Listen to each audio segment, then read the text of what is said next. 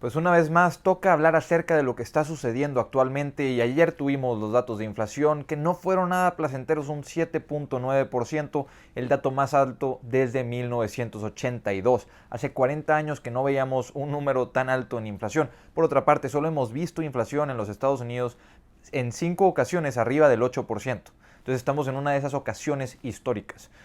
Por otra parte, las negociaciones fallidas entre Ucrania y Rusia ayer tumbaron la bolsa, hoy viernes también vuelve a caer la bolsa y vemos varios datos que preocupan. ¿Por qué? Porque el impacto de la subida en precios de las energías, que las energías son aproximadamente un 7% de los datos inflacionarios en los Estados Unidos directamente. ¿Por qué? Porque las energías tienen un impacto indirecto también. Cuesta más producir, cuesta más transportar, entonces suben los precios de muchas cosas, pero directamente la energía consiste en un 7%.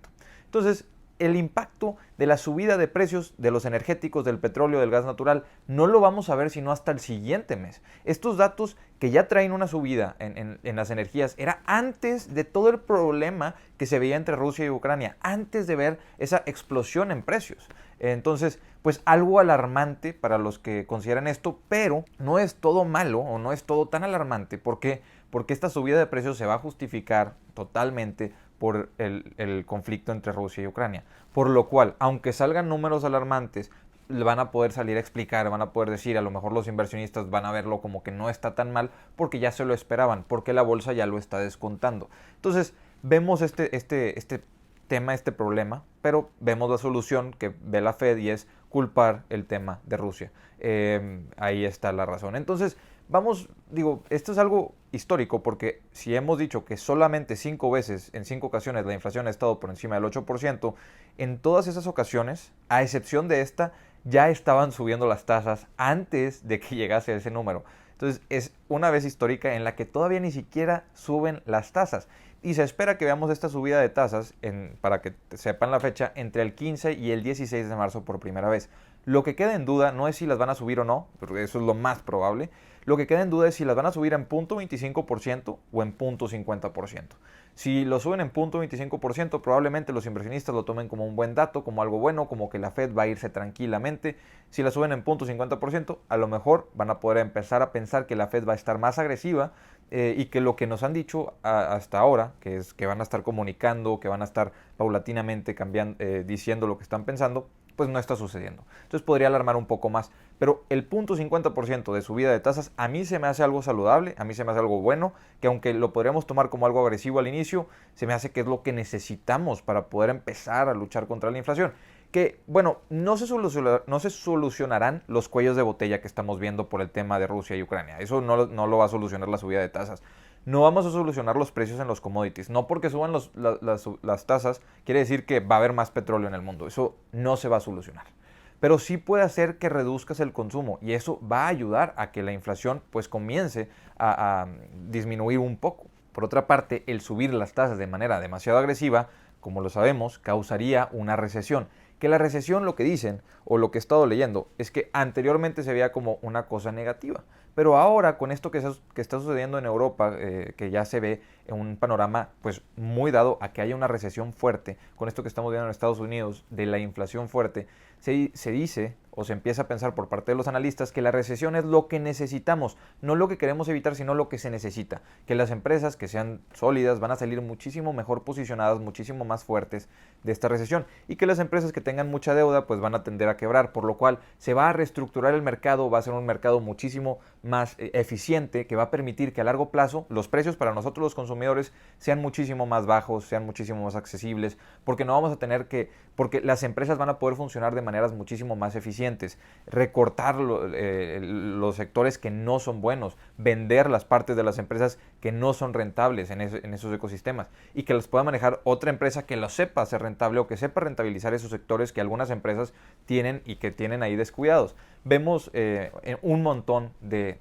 cosas negativas que saldrían de una recesión, definitivamente, pero pues los analistas comienzan a voltear a ver y comienzan a escribir en las notas que una recesión probablemente sea lo que se necesita para que a futuro estos problemas no los veamos en esta magnitud. Y también ayudar a que haya un consumo más consciente, inversiones mucho más fundamentadas, que preocupaba que pues estábamos en un periodo de euforia, que se invertía en empresas que no tienen utilidades, que ahora puede salir como SPAC a la bolsa, que está de moda prácticamente, pero también asusta que pudiera ser una recesión global por el tema de que pues estamos muy globalizados, de que la economía está interconectada. Entonces, si vemos recesión en Europa, es probable que se hable de una recesión en Estados Unidos, ni hablar de lo que pasaría en Asia con Rusia y con Ucrania si esto llegase a continuar.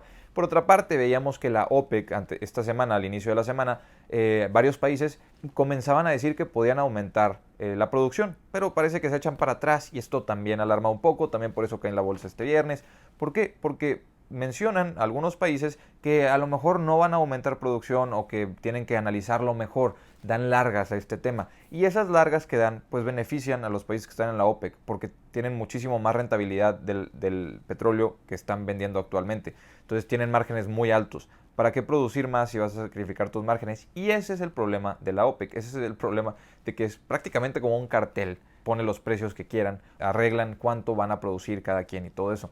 ¿Qué es bueno para los países que están ahí? Pues sí, pero es malo para los consumidores también, es algo malo para los consumidores. Entonces simplemente entender que sí es posible que se empiece a ver que vaya a bajar el precio de las energías, que la OPEC en cuestión al petróleo empiece a ceder un poco más, a que haya más producción, que los países que tienen la capacidad lo empiecen a hacer, pero por otra parte también vemos que están tratando de aprovechar esta situación, lo cual no es bueno para los consumidores. Y para terminar podríamos mencionar que si continúa el tema de las energías, que si continúa el cuello de botella en los suministros de commodities, hasta invierno esto podría empeorar bastante, porque en invierno, cuando más se necesita consumir petróleo, cuando más se necesita consumir gas natural, ahí es donde habría un impacto muchísimo mayor por toda la economía.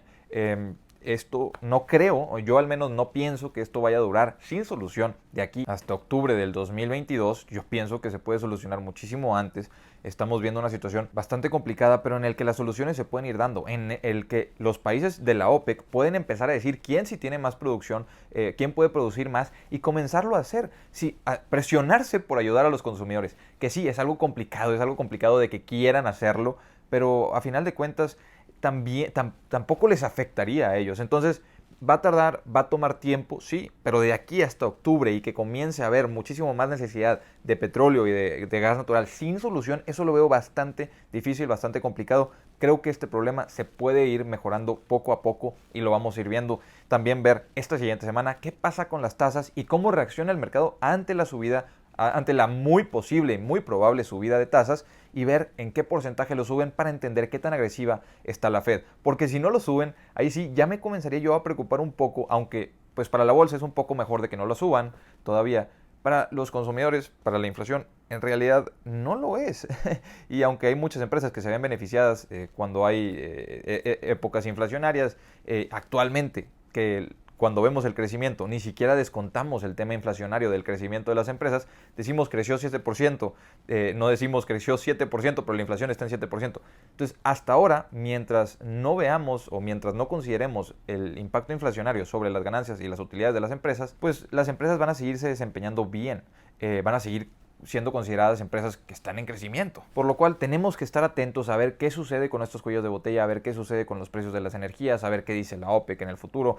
Vamos a ver cómo se va moviendo esto. La siguiente semana tenemos grandes noticias con eso de la subida de tasas y a ver en qué cierra, pero pues fue una semana bastante interesante, de mucha volatilidad, y veremos qué tantas oportunidades siguen saliendo. Inversionistas, hasta aquí les dejo este video, les dejo el grupo de Facebook en la descripción por si se quieren unir, les dejo el Instagram en la descripción por si me quieren seguir, el Twitter también. Nos vemos a la próxima, hasta luego.